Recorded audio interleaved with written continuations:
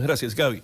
Fíjese que el año 2019 ha sido considerado el más violento en la historia de México al registrarse 34.582 homicidios dolosos y un asesinato cada 23 minutos. Sin embargo, las autoridades mexicanas culpan a las armas fabricadas aquí en Estados Unidos de ser en gran parte las responsables de estas sangrientas estadísticas. Para hablar del tema me acompaña el cónsul general de México aquí en la ciudad de Laredo, el licenciado Juan Carlos Mendoza Sánchez. Licenciado, gracias por aceptar nuestra invitación. Un gusto. Según la Agencia Federal de Alcohol, Tabaco y Armas de Fuego de los Estados Unidos, un promedio de 200.000 armas de fuego ingresan a territorio mexicano proveniente de Estados Unidos de manera ilegal cada año.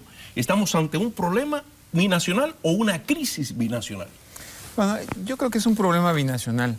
La verdad es que es un tema al que se le pone muy poco énfasis. Cuando se habla de la migración, sí, hay muchos centros especializados con estudios de la migración y en las armas no. ¿Por qué? Bueno, ¿cuánta gente sabe que el año pasado en Estados Unidos murieron por consecuencia de las armas 38,000 personas? Muy pocos lo saben.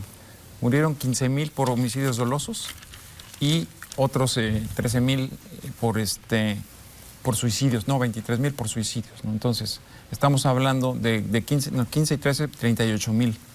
¿Y en México?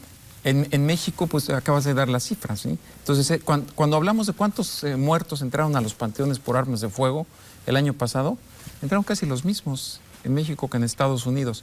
Claro, Estados Unidos tiene 3 veces más población que México, entonces cuando hablamos del número, por cada 100,000 habitantes en Estados Unidos es 5 y en México es 27.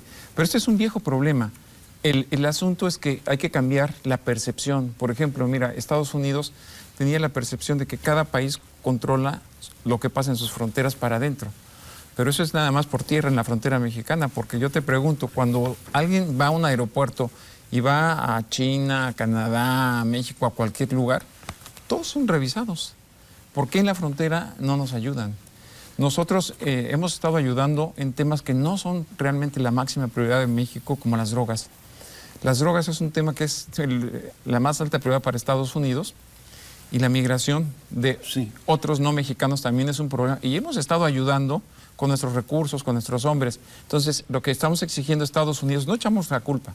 Le dijimos, así como nosotros tenemos también la cortesía de ayudar a ustedes en estos temas que son de su mayor interés y que son su prioridad, hoy, después de que ya pasó NAFTA, el USMCA o TEMEC, la prioridad para México en la relación bilateral con Estados Unidos es disminuir la capacidad de armas, del poder de armas de los crímenes organizados en México. ¿Y los mexicanos tienen el derecho a importar armas a México que han comprado legalmente aquí en los Estados Unidos, como pasa con los vehículos? No, para empezar, en México está prohibido la aportación de armas para civiles. Y nada más que hay una armería, que es la Dirección de Comercialización de Armas de Fuego y Municiones de la Secretaría de Defensa, que está en el Distrito Federal, la única armería en todo el país. Entonces, mira, en la última década, aquí tengo el número, pasaron 332.689 armas recuperadas en México en la última década.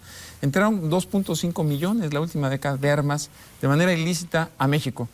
Están rompiendo las leyes mexicanas, pero también están rompiendo las leyes de los Estados Unidos. Pero también hay tráfico de armas por la frontera sur, provenientes de Nicaragua, que atraviesan por Chiapas, Quintana Roo y aparecen en tiendas en Tepito. Sí, por supuesto. AK-47 sobre Pues bueno, las fotografías de Sinaloa, con esas trocas artilladas, le dieron la vuelta al mundo. Que tomaron la ciudad por asalto. Sí, ¿de dónde eran esas armas? Esas armas eran fabricadas para el ejército de los Estados Unidos. ¿Cómo terminaron en manos del crimen organizado en México? Discúlpenme, pero si por ejemplo una persona de México tiene un accidente en el Distrito Federal o aquí en Nuevo Laredo con una camioneta Ford que compró aquí en Laredo o en Dallas, en territorio americano, ¿la culpa es de la Ford? No es de la Ford, pero estamos hablando de que es un problema de dos caras. O sea, no solamente es el asunto de México. Lo que estamos diciendo que va a ser muy difícil para México enfrentar este problema si no tenemos la cooperación de los Estados Unidos. Pero hay otro ángulo de este problema, si me permite. Muchos mexicanos, según la Constitución, nada más que pueden tener una pistola.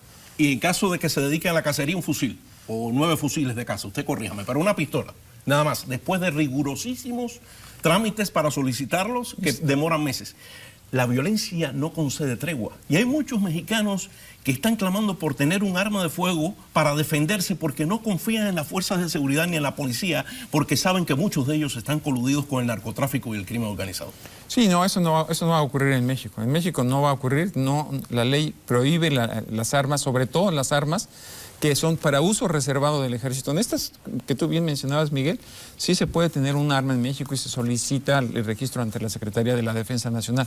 Lo que no se puede tener son pistolas de alto calibre para ataque. O sea, tú puedes tener una pistola en tu casa, claro, una 22 para defensa, pero no puedes tener una AK-42, una AK-47, o no puedes tener un R-15, sí, estas cosas que son armas de asalto, ¿sí? De alto poder. O sea, nosotros entendemos que hay leyes en Estados Unidos y no queremos que las cambien, simplemente queremos que nos ayuden a controlar la frontera, porque esas armas que se venden en Estados Unidos en más de 56,000 armerías y en 9,000 a lo largo de la frontera, pues terminan de manera ilícita en México. Entonces hay una corresponsabilidad y es una responsabilidad compartida de los dos gobiernos. No les estamos echando la culpa.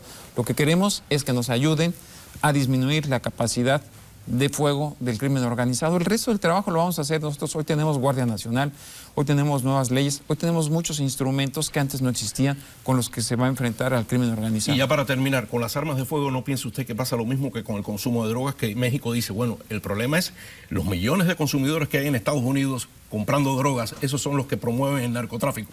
Pueden decir en Estados Unidos, no, el problema es los grupos de crimen organizado y los miles de mexicanos que necesitan armas, también gente decente que están comprando armas. Y yo se las vendo. Esto es un negocio. Sí, claro, por eso son problemas nacionales que deben ser tratados de manera binacional y no dejarlo solamente como responsabilidad de uno de los dos países.